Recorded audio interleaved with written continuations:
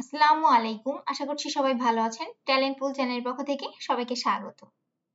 অর্ধবার্ষিক পরীক্ষার সিলেবাস 2025-এর সপ্তম শ্রেণীর গণিত বিষয়ের একটি প্রশ্নের ধারা, মানবন্টন ও সিলেবাস নিয়ে আজকে আমরা আলোচনা করব। অর্থাৎ প্রশ্ন কাঠামো কেমন হবে এবং কোন কোন অধ্যায় থেকে প্রশ্ন আসবে সেটা নিয়ে আজকে আমরা একটি আলোচনা করব।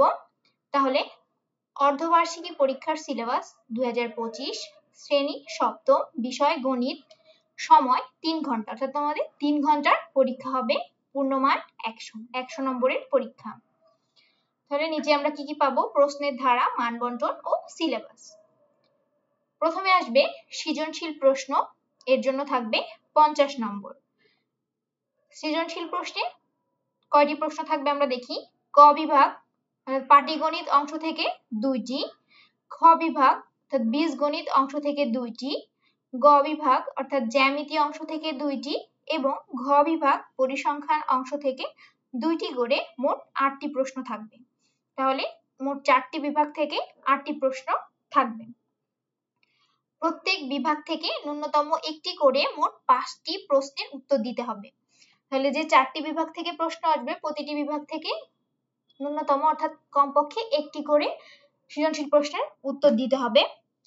আর যে ধরো পাটিগণিত থেকে, বীজগণিত থেকে, পরিসংখ্যান থেকে, জ্যামিতি থেকে 4টি অপশন থেকে 4টি সৃজনশীল উত্তর করেছো, এরপরে দেখবে যে অংশ থেকে তোমার বেশি কমন বেঁধেছে সেই অংশ থেকে তুমি আরেকটি প্রশ্নের উত্তর দিবে। অর্থাৎ মোট 5টি সৃজনশীল প্রশ্নের উত্তর দিতে হবে, প্রতিটিতে 10 নম্বর করে, মোট 50 নম্বর। তারপরে আসবে সংক্ষিপ্ত প্রশ্নের উত্তর। এখানে 15টি প্রশ্ন থাকবে, তার মধ্যে থেকে 10টি প্রশ্নের উত্তর দিতে হবে। প্রতিটি প্রশ্নের নম্বর হচ্ছে 2, তাহলে 10টির জন্য 20 নম্বর। তারপরে আসবে বহু নির্বাচনী প্রশ্ন।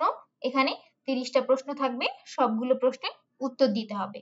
প্রতিটিতে 1 নম্বর করে, 30টির জন্য 30 নম্বর। এই হচ্ছে মোট 100 নম্বরের পরীক্ষা। বহু নির্বাচনের ক্ষেত্রে আবার পাটিগণিত অংশ থেকে 8 থেকে 10টি, বীজগণিত অংশ থেকে 8 থেকে 10টি, জ্যামিতি অংশ থেকে 6 থেকে 8টি, তথ্য উপাত্ত অংশ থেকে 3 থেকে 4টি প্রশ্ন থাকবে এবং সব কয়টির উত্তর দিতে হবে। অর্থাৎ 30টি বহু নির্বাচনের উত্তর করতে হবে এবং 30টির জন্য থাকবে 30 নম্বর। এরপরে আমরা আসি সিলেবাসে বা পাঠ পরিকল্পনায়, অর্থাৎ কোন কোন অধ্যায় থেকে প্রশ্ন আসবে। পাটিগণিতের জন্য প্রথম অধ্যায় 1.1 সমাধান করবে এবং দ্বিতীয় অধ্যায় 2.1 ও 2.2। তো পাটিগণিতে এই মোট 3টি অধ্যায় থেকে 2টি প্রশ্ন আসবে, মানে 2টি সৃজনশীল প্রশ্ন আসবে। বীজগণিতের জন্য চতুর্থ অধ্যায় 4.1, 4.2, পঞ্চম অধ্যায় 5.1, 5.2, ষষ্ঠ অধ্যায় 6.1, সপ্তম অধ্যায় 7.1 এবং জ্যামিতিতে কি আসবে?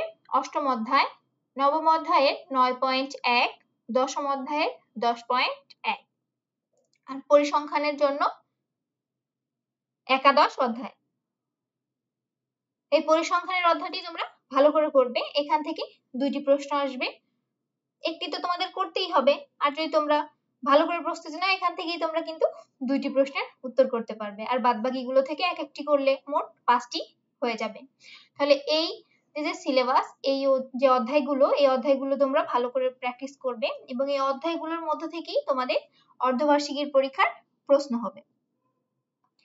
সপ্তম শ্রেণীর গণিত বিষয়ে পরবর্তীতে তোমাদের নমুনা প্রশ্ন দেওয়া হবে। নমুনা প্রশ্নের ভিডিওগুলো যদি তোমরা পেতে চাও অবশ্যই চ্যানেলটি সাবস্ক্রাইব করে পাশে থাকবে। প্রথম শ্রেণী থেকে 10ম শ্রেণী পর্যন্ত সকল বিষয়ের সকল আপডেট পাওয়ার জন্য চ্যানেলটি সাবস্ক্রাইব করে পাশে থাকবে। আর কারো কোনো প্রশ্ন জানা থাকলে অবশ্যই কমেন্ট করে জানাবে। আজ এই পর্যন্তই। আল্লাহ হাফেজ।